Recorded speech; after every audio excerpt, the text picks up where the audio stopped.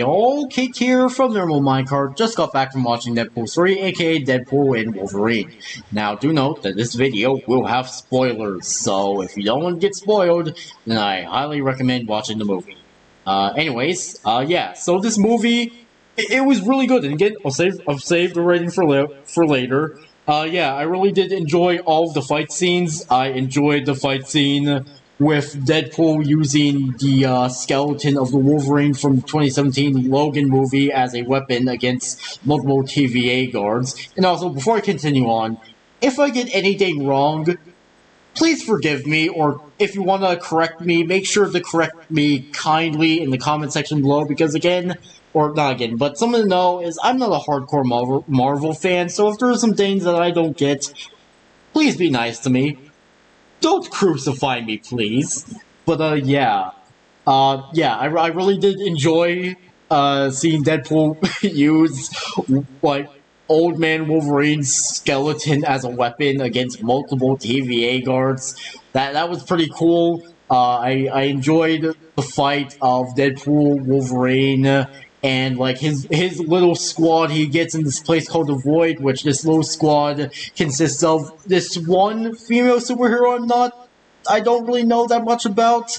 Then another female character being like the girl from the 2017 Logan movie that Logan, aka Wolverine, saved / protected. Then there was Gambit, which honestly, Gambit was like,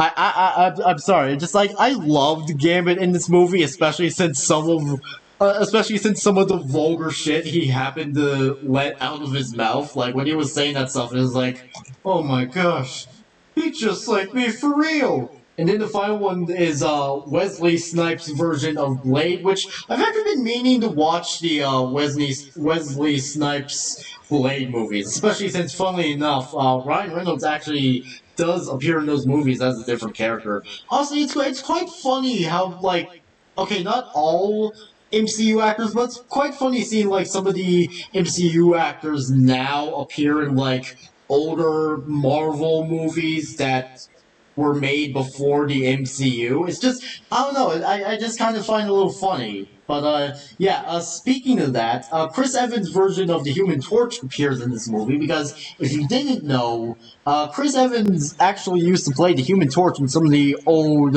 Fantastic Four movies, which, you know, it might be a surprise to some people, but as someone who saw those movies, not really that much of a surprise. But, there's actually a scene with Deadpool, Wolverine, and Chris Evans versus Human Torch where they're in a cage, and like Deadpool eggs on Chris Evans' version of Human Torch into like saying how he feels about the main villain in this movie, which the main villain is a female Xavier, who is not only batshit insane, but also has a base that is made out of the dead Ant-Man, and the other people who reside in this base are other versions of Marvel characters who have appeared in Marvel movies pre-MCU. So yeah, an example would be like one of the old versions of Juggernaut, who has a helmet that kind of makes him look like Doom Guy a bit. I don't know why I think that, but I guess that's just me. But, yeah. So, Chris Evans' Human Torch says all this stuff, and, like, when they get to the base and, like, the female Xavier goes to Deadpool, Deadpool just decides to drop everything that Chris Evans' version of the Human Torch said, and the Chris Evans' Human Torch just gets killed by having his skin removed and then collapsing into a pile of gore. It's just that scene shocked me, but it didn't shock me as much as another death that I will get to later. So, yeah, after the two are able to escape, they come across two versions of Deadpool. One being a dog, which is adorable, and Deadpool actually ends up keeping the doggo, and one being a version of Deadpool called the Nice Pool. Or, Nice Pool. I think I said the Nice Pool. I don't know. I swear, I know how to speak. So, Nice Pool is essentially just Deadpool, but like his face isn't deformed, and he has like this long, luscious hair, and also these like golden guns. But he has one problem, but I'll get to that later. So yeah, he ends up handing the two, like he ends up handing Deadpool and Wolverine like a Honda, I think. I don't know. I'm not really that much of a car person. A little later, this leads to another fight in the car, which is also really funny. Like, I liked seeing Deadpool go flying out of the air, and after, like, the fight aftermath, when the two are passed out, like, Deadpool is just somehow wrapped up in all the seatbelts. It's really freaking funny. This is where they are taken by the one female superhero that I don't know, where, like, they meet Gambit and the Wesley Snipes. I swear I can speak. The Wesley Snipes version of Blade and the young girl that, yeah, that Logan saved at or not at, in the 2017 Logan movie. Yeah, they end up taking. Then when we find out, like, they did originally have like the Punisher and Daredevil and Magneto, but the fact that they're, well, dead. Oh, and also another character that appears in this movie is the what was his name? Titanus. Wait. I don't know. This character appears, which it will appear in post. So yeah, this guy appears as like a little sacrifice thing or something. He only appears twice in this movie. So yeah. So after like after another fight that takes place in the Ant-Man dead body base. Basically, the female Xavier is somewhat tricked into sending Deadpool and Wolverine back to their home dimension.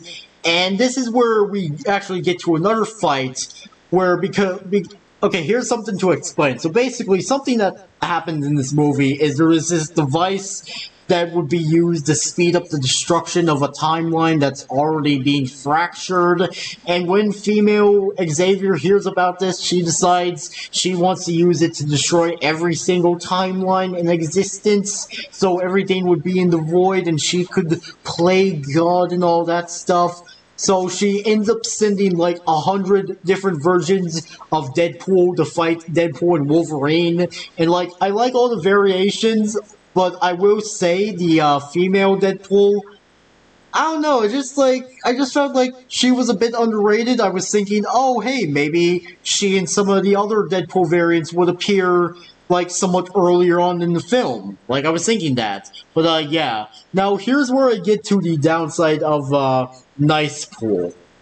Yeah, Nice Pool seems to be the only Deadpool who doesn't have a healing factor, and he ends up dying by having his head being obliterated, and that's what made me blurt out really loudly the word "oh" when that happened, because like I wasn't expecting that, especially since before it happened, like he screamed, "I'm going to live," and then he just died. But hey, on the plus side, Deadpool now has a doggo and 2 golden guns, so.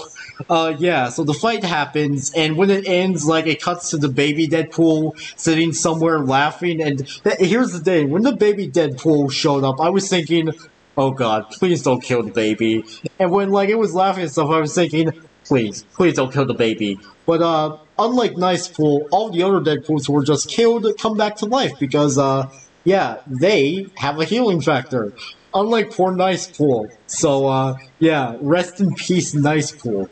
But then, one of the real heroes show up.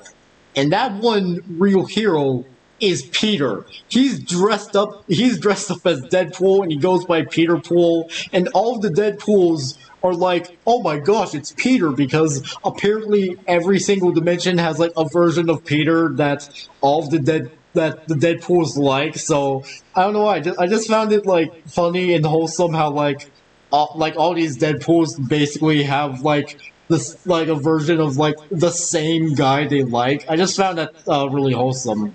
And then there was a scene where Deadpool and Wolverine like team up to like destroy the power source of the timeline destroying machine, which ends up killing the female Xavier in the process. And like the movie makes us think, oh, Deadpool and Wolverine are dead, but it's discovered that no, they are now the new anchors of this timeline. So yeah. But yeah, the man behind the whole machine thing, he ends up getting arrested, and Deadpool and Wolverine get to live on happily in Deadpool's saved universe and stuff. I really did like that ending, especially since, hey, maybe we might see the Hugh Jackman Wolverine one day again. Who knows? I'm just saying. Look, if they're willing to bring back Robert Downey Jr. to play Doctor Doom, then hey, maybe they might be willing to make a new Wolverine trilogy starring Hugh Jackman. Who knows? But yeah, so the movie ends with two post-credit scenes. One of them actually plays during the credits, which is like a compilation of like all these behind the scenes from like the X-Men movies and the previous Deadpool movies. I really like that. And then there was the second post-credit scene that had like Deadpool trying to prove that he didn't get Chris. Yeah, Chris Hems. Wait, no, not Chris Hemsworth. Crap, I forgot him already. Yeah, that he didn't get Human Torch killed, and he just like it's revealed that in the cage there were these little camera things that were like watching everything, and like Deadpool uses this as evidence to be like, see, I didn't get him killed. I didn't get finally Chris Evans. Yeah, I didn't get Chris Evans Human Torch killed, and he just leaves, and the movie ends. So yeah, honestly, this movie was pretty fun. It was funny. It was violent and pretty awesome. So this movie gets 7 out of 7 stars. I'm excited to see like where Deadpool is going to go now exactly. Like if they don't do any more movies, like that's fine with me. But hey, it would be cool to see something like maybe an animated TV series or something. I don't know. Like I'd probably watch that. But yeah. Yeah, I give this movie 7 out of 7 stars. So, anyways, that was it for this video. Make sure you all subscribe and like for more, and I'll see you all later. Peace out, home guards, and goodbye!